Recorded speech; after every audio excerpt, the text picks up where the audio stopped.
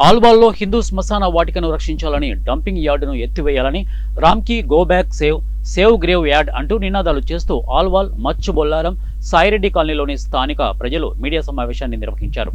ఈ సందర్భంగా వారు మాట్లాడుతూ హిందూ శ్మశాన వాటికను డంపింగ్ యార్డుగా మార్చి దుర్వాసన వెదజల్లుతూ కాలనీలోని ప్రజలను తీవ్ర ఇబ్బందులకు గురి చేస్తున్నారని ఆగ్రహం వ్యక్తం చేశారు. హిందూ శ్మశాన వాటికలో తాత్కాలికంగా నిర్వహిస్తున్న డంపింగ్ యార్డును ప్రభుత్వం శాశ్వతంగా చెత్తకుప్పగా మార్చే యోచన చేస్తున్నట్లు తెలిపారు. డంపింగ్ యార్డును తొలగించాలని స్థానికులు ఫిర్యాదులు చేస్తున్నప్పటికీ మున్సిపల్ అధికారులు, అధికార యంత్రాంగం పట్టించుకోవట్లేదని ఆగ్రహం వ్యక్తం చేశారు. ఈ సమస్యను రాజకీయం చేయొద్దని, కాలనీల ప్రజల తరపున పోరాటం చేయాలని సూచించారు. చెత్తా చెదారం మూలంగా దుర్వాసనతో పాటు ప్రజల రోగాల బారిన పడి తీవ్ర అనారోగ్యాలకు గురవుతున్నారని వారు తెలిపారు.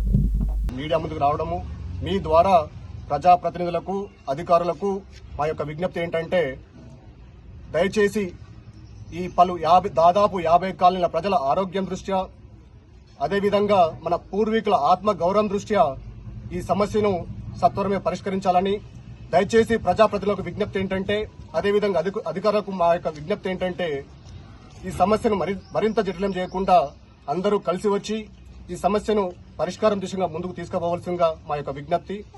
దీనిలో ఎవరో మహాత్ముడు, భగవంతుడు లాంటి వాడు ఎవరు సామల వెంకటరెడ్డి కొన్ని సంవత్సరాల క్రితం 15 ఎకరాలు హిందూ శ్మశాన వాటి కోసం ఇవ్వడం జరిగింది. అదేవిధంగా ముస్లింల సోదరుల కోసం ఒక 5 ఎకరాలు ఇవ్వడం జరిగింది. దానిలో ఈరోజు అక్రమంగా డంప్ చేస్తా ఉన్నారు. అదేవిధంగా అక్రమ నిర్మాణాలు జరుగుతూ ఉన్నాయి. ఎవరు చేపడుతున్నారో ఎలాంటి ఇన్ఫర్మేషన్ లేదు. దయచేసి కన్సర్న్ అఫీషియల్స్ కి మేము మా యొక్క విజ్ఞప్తి ఏంటంటే, ఈ పలు కాలనీలో కూర్చోబెట్టి మన మాజీ ఉపరాష్ట్రపతి చెప్తాడు, 3 Ds డిస్కస్ చేసుకోండి, డిబేట్ చేసుకోండి, డిసైడ్ చేసుకోండి.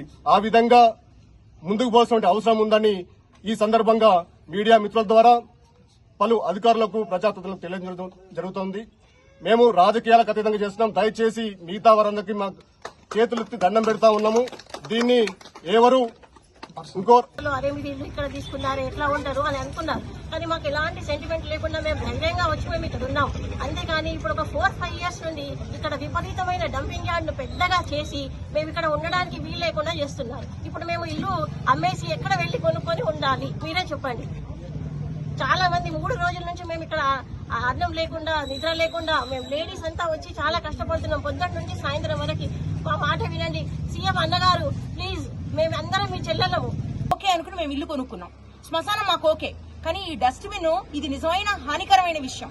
ఇక్కడ కనుక ఇలాంటి డంప్ యార్డ్ కనుక ఉండుంటే మేము కొనుక్కునే వాళ్ళం కాదు ఇల్లు ఇక్కడ. మేమందరం ఇల్లు ఇక్కడ కొనుక్కున్న తర్వాత ఇంకెక్కడ కొనుక్కోలేక మేము కొనుక్కుంటే బంజారా హిల్స్ లోనో ఇంకో చోట కొనుక్కోగలిగిన వాళ్ళం అయితే ఇక్కడికి రాం కదా. ఓకే, ఇంత మారుమూల